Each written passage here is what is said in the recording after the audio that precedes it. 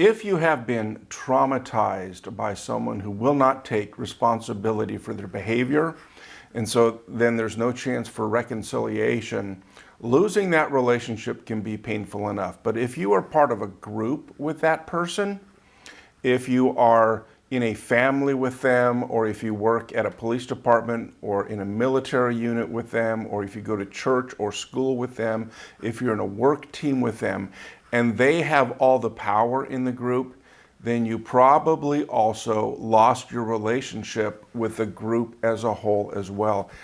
And that can be a very painful, abandoning, dehumanizing experience to go through. Why does that happen so often? And how can you stay strong and healthy if that's happened to you?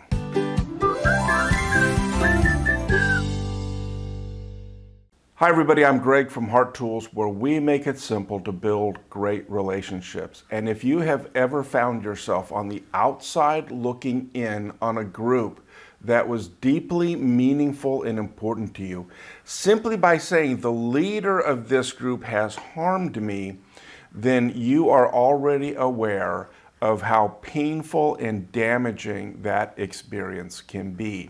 And if we are not careful, the pain of this experience can cause us to drift down into the victim role of the triangle. So what I want to do is to help you understand why this experience actually happens with such regularity and how you can stay strong and healthy and powerful if this has happened to you. Now, if you've gone through this, one of the things that may have been going through the back of your mind is this idea or this hope that as you confront the leader with their unhealthy behavior, it is going to help the group to become more healthy, right? And so as you confront dad for his abusive behavior and the harm that he's done the family, you may be thinking, well, finally we're going to deal with this and the family's going to become more healthy.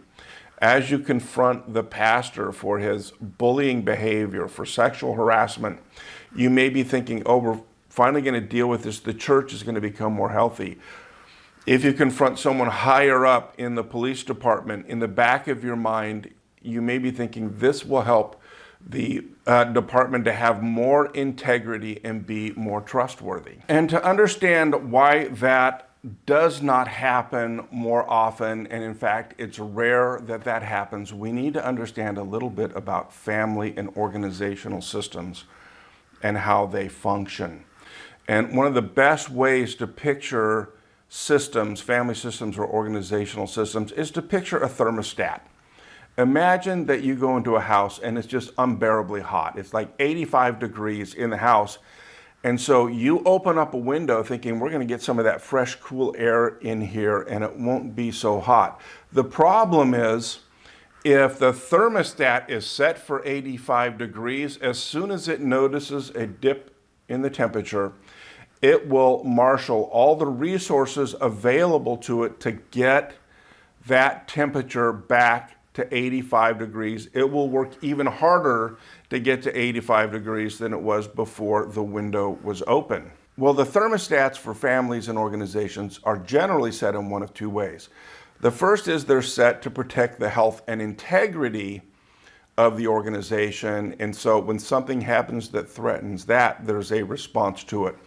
But the other way they are often set is to protect the image and the reputation of the leaders of the organization.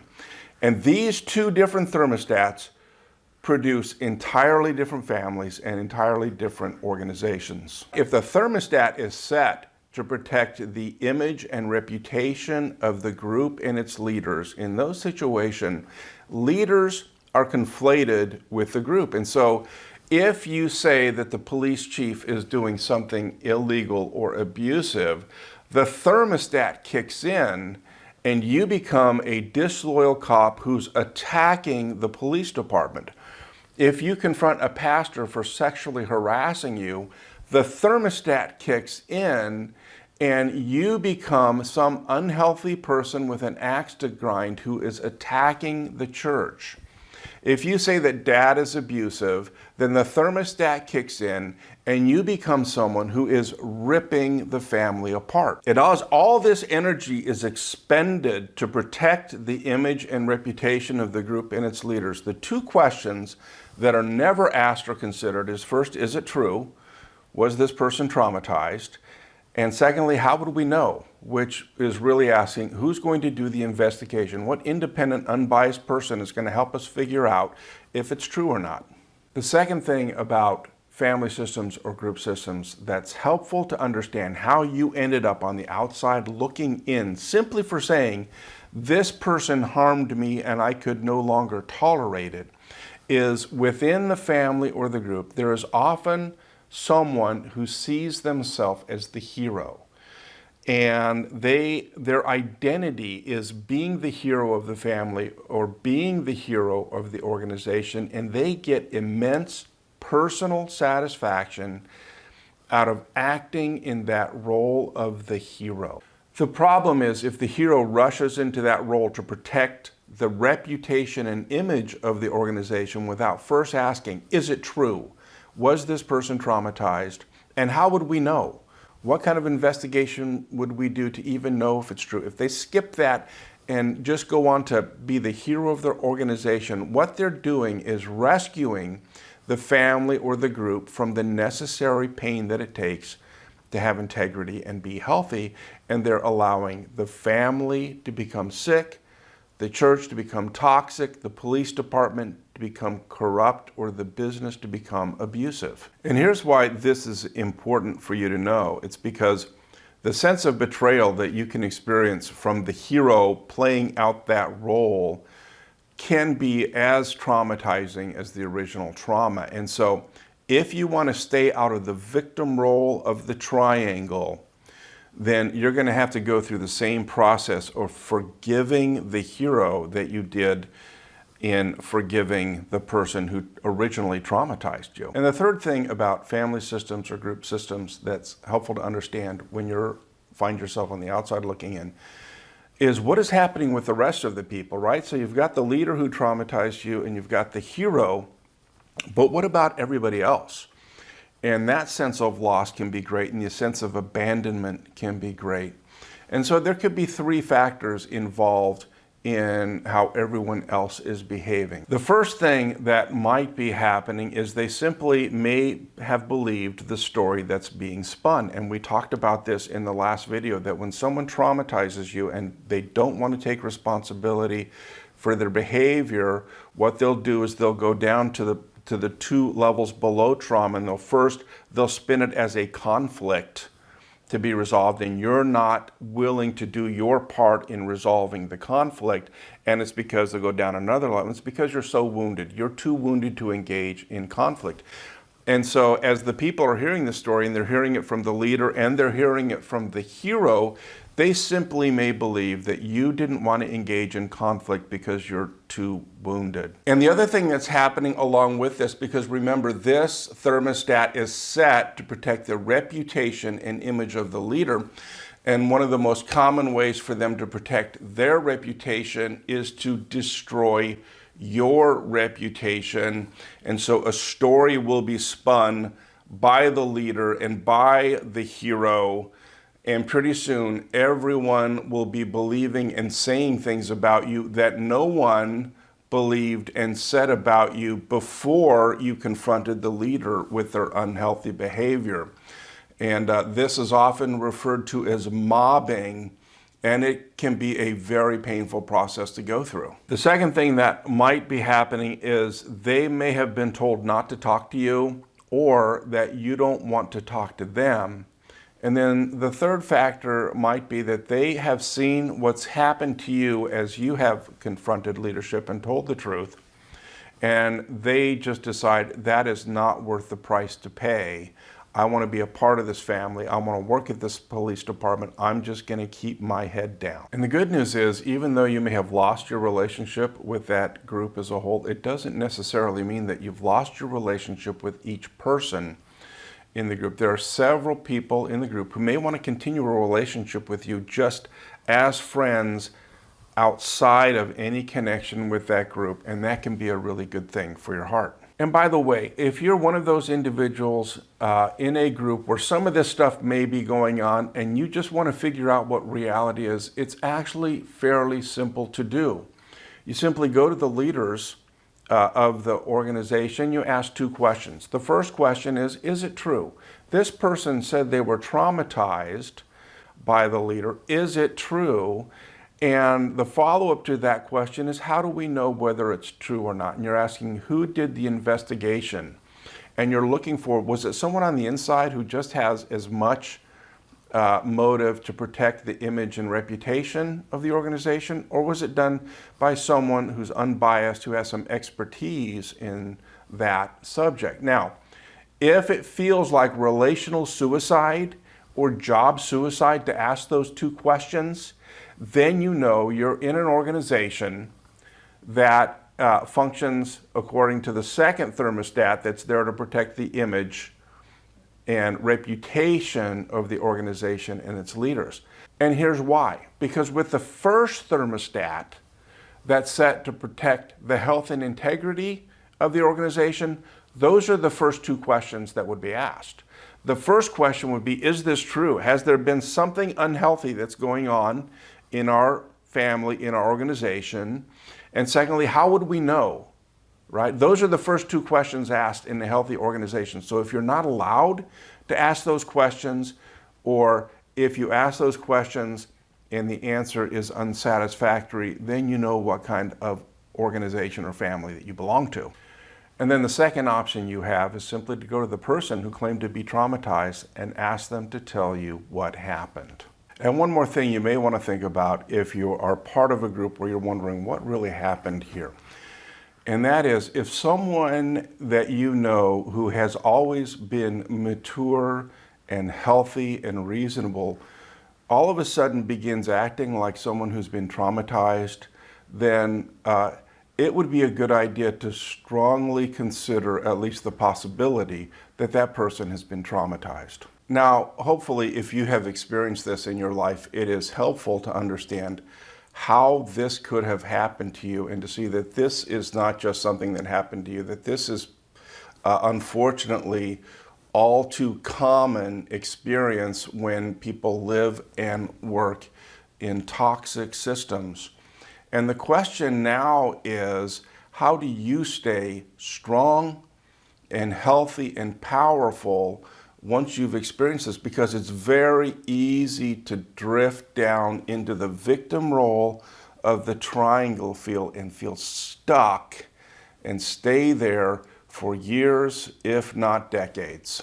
And the way we get stuck in this victim role is when we dig our heels in and demand that life gives us justice. It's so easy to get caught into that trap, to believe I cannot move on until my reputation is restored in this group, until my standing is restored in this group, till my relationships are restored in this group. I want back what's taken from me, and I can't move on until I get it. And it's very easy to get stuck there because for a long time, this group may have been your whole world, right? And so this is my family. It's the only family I have. Or, I have been invested in this job for a decade. This is, and like all of my energy and all of my thoughts and all of my relationships, it is such a big part of my world. And so if this is your whole world, it makes sense that you would want your world back, right? That's a very natural thing to want.